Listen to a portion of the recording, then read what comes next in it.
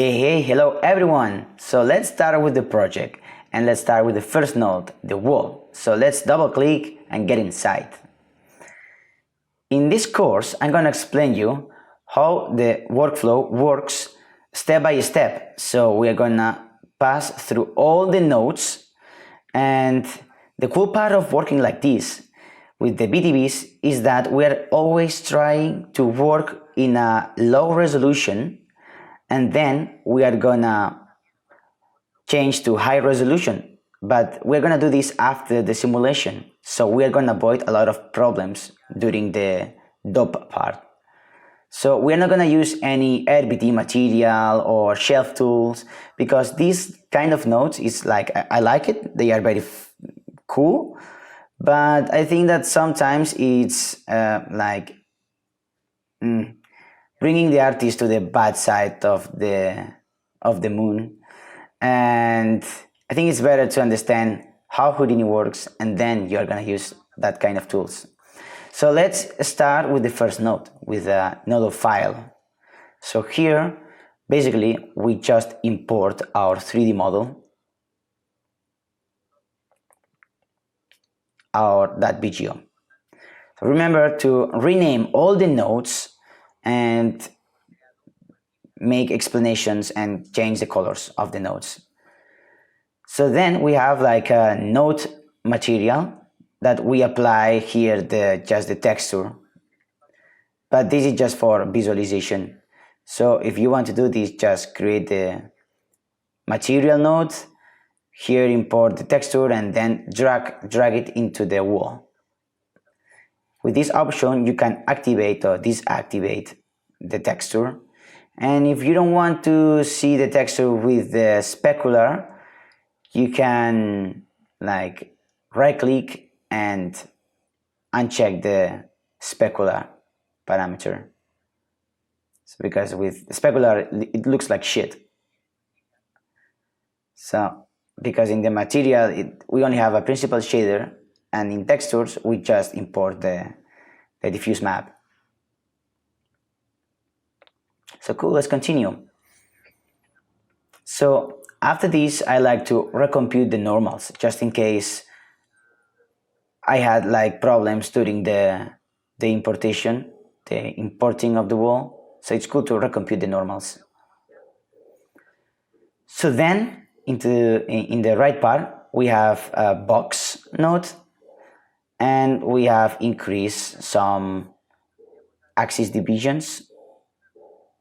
We have changed it to polymesh, and we have like 20 by 20 by 20.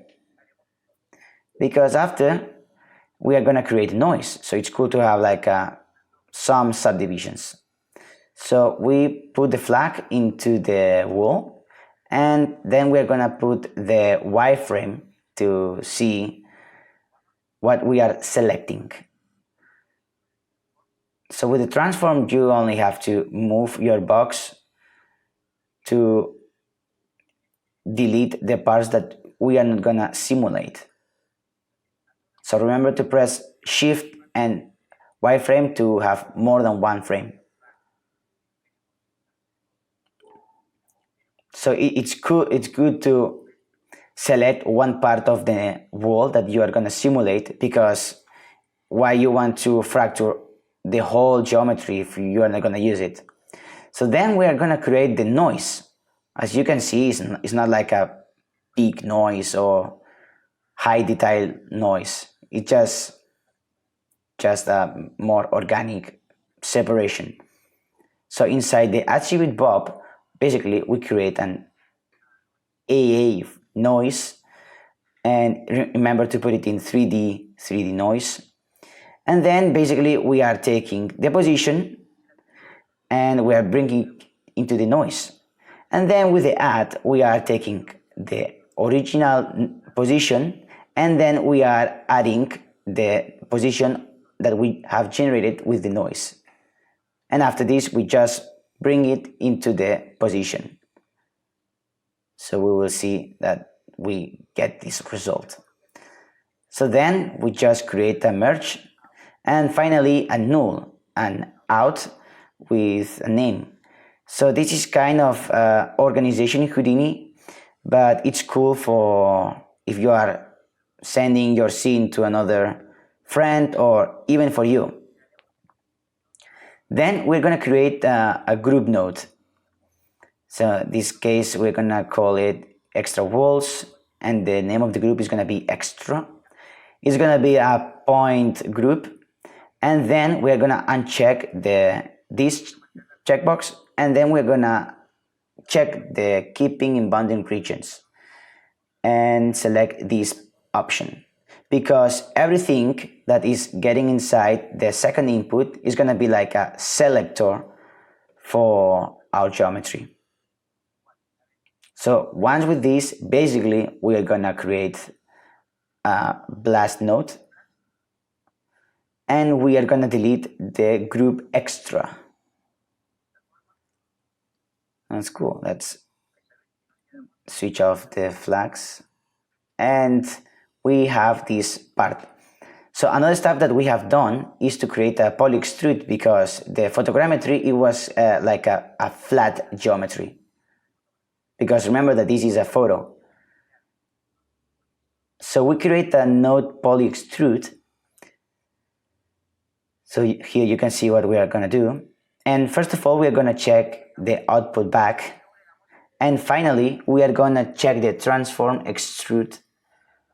And here we're going to make more size into the z-axis, like 0.3.